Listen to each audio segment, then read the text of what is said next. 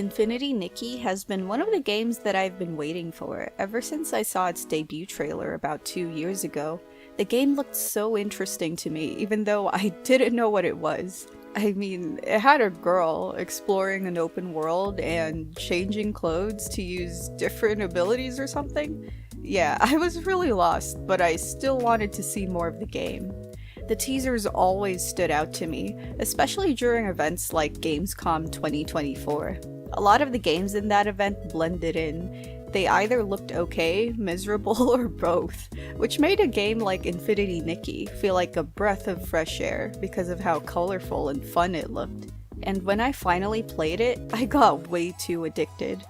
The beginning of Infinity Nikki's story was very strange, so I had a hard time trying to pay attention to it when I streamed the game on day one.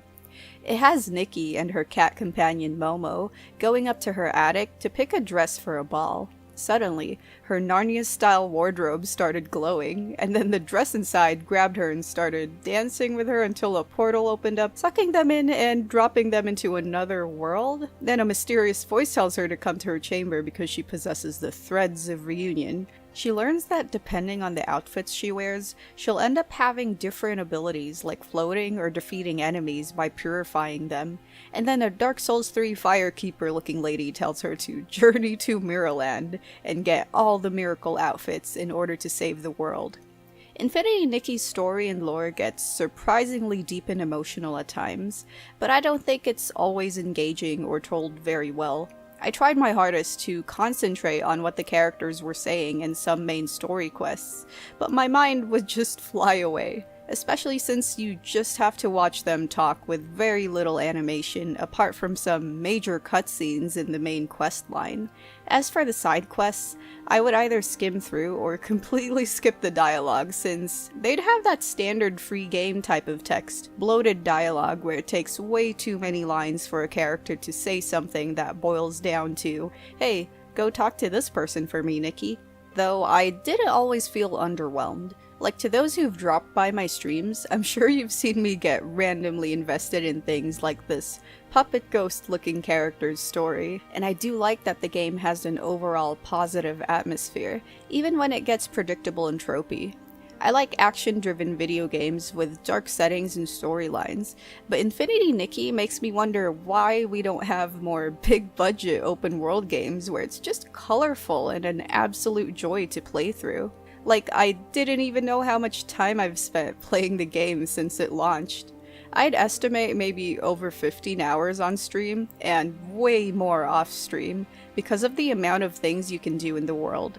Infinity Nikki isn't combat-based like other gacha or open-world games. The standard attacks defeat enemies with one hit, while the plunging attack does the same thing. The combat doesn't get any more complex than that, though there are boss battles in the game, which was quite surprising. There was one boss that required platforming challenges to defeat, but the others that I've fought just require you to dodge their attacks and hit their weak point like 3 times until they're defeated. Even though the action was very basic, it provided a nice change of pace because of how relaxing the game is. Most of the time, you'll be exploring, platforming, picking up items, and completing minigames, though a big part of the whole experience is collecting clothes. What separates Infinity Nikki from other open-world titles is that it's a dress-up game. I mentioned that Nikki's main outfits have different abilities that allow her to float and fight enemies, but there's more to it. As you play the game, you'll unlock ability outfits that let you do things like go fishing or catch bugs. And outside of those, you have hundreds of clothing to unlock in the game for cosmetic purposes.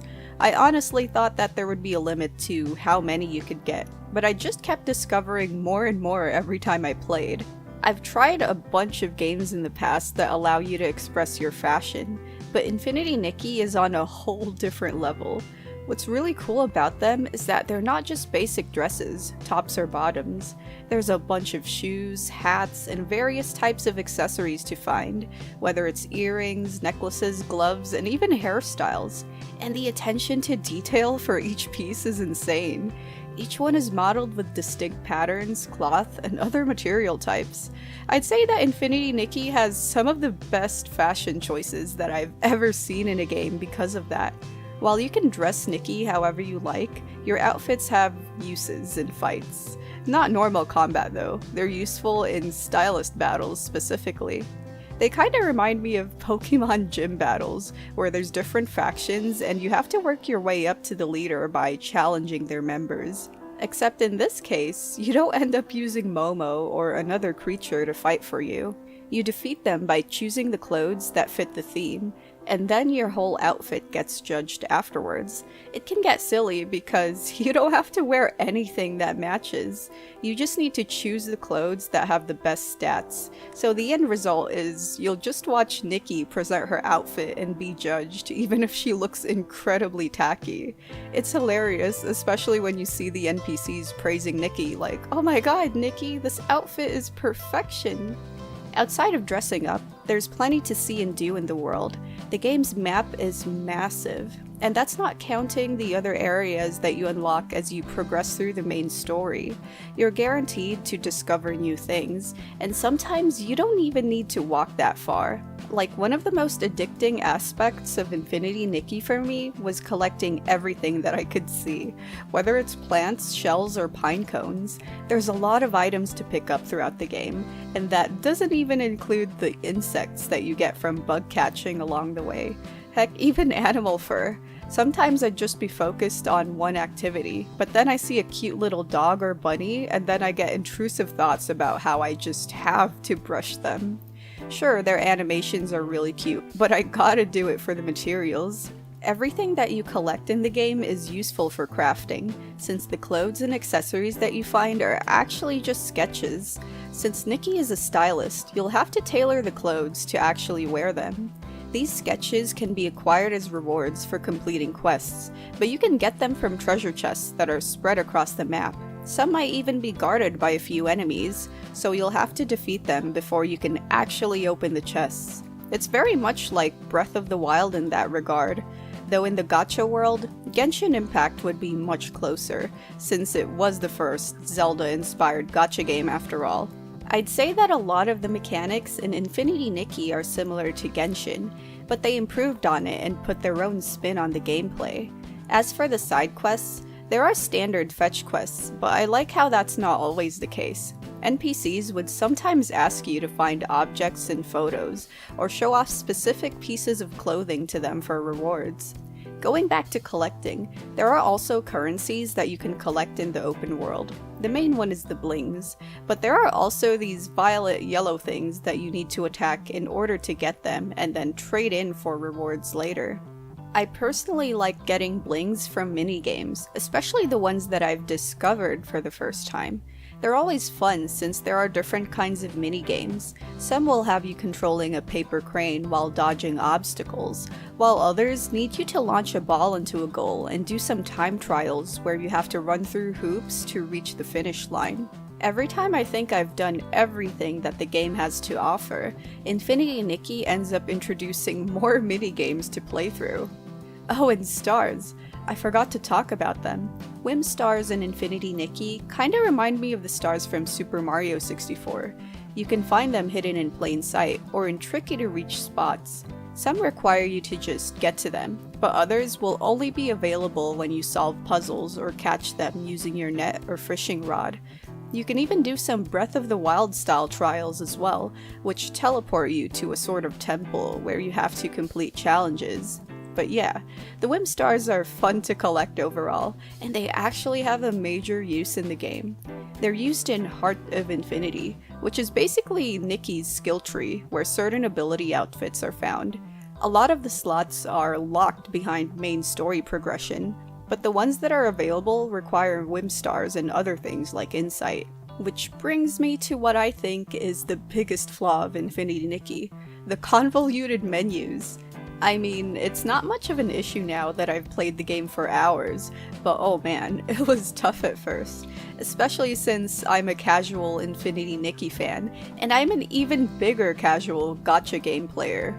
I also think that the mobile version of the game is an inferior version in terms of graphics, but I think it has a certain charm to it. Almost Dark Souls 1 levels at times, which is why I mainly play on PC. But anyway, going back to the menu. Learning how to navigate everything took a while when I was starting out, and it didn't help that I was using a controller when the game launched. I mean, playing the actual game was great. Nikki felt smooth to control, which honestly surprised me since this is a free open world game. But the biggest hassle was navigating the menus. It felt like I couldn't really select the options that I wanted to select. Since I've been mainly playing on PC, I ended up switching to mouse and keyboard, and it solved all of my problems. Though the menus still ended up confusing, but for another reason: the names. I know it's supposed to match with Infinity Nikki's world and aesthetic, but oh god, there was a huge learning curve with memorizing what each term meant in the menu. Simple things like the inventory, clock, and achievements all had fluffy names. Like, I remember when the game told me in the beginning that I had to go to Heart of Infinity to acquire an ability outfit.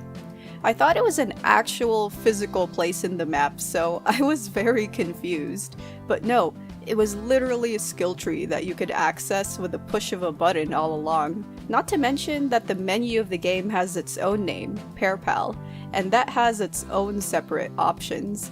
Like, when I was trying to figure out how to skip time, I would forget that the clock app's name was Run Pair Pal, since it had a Flappy Bird-like minigame attached to it.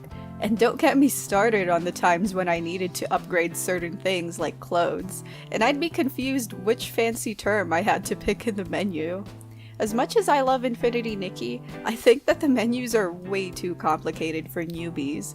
I wouldn't be surprised if some people turned away from the game because of it, especially if they're much younger, since I think that the general gameplay of Infinity Nikki would be very fun for teens, though the gacha mechanics would be risky.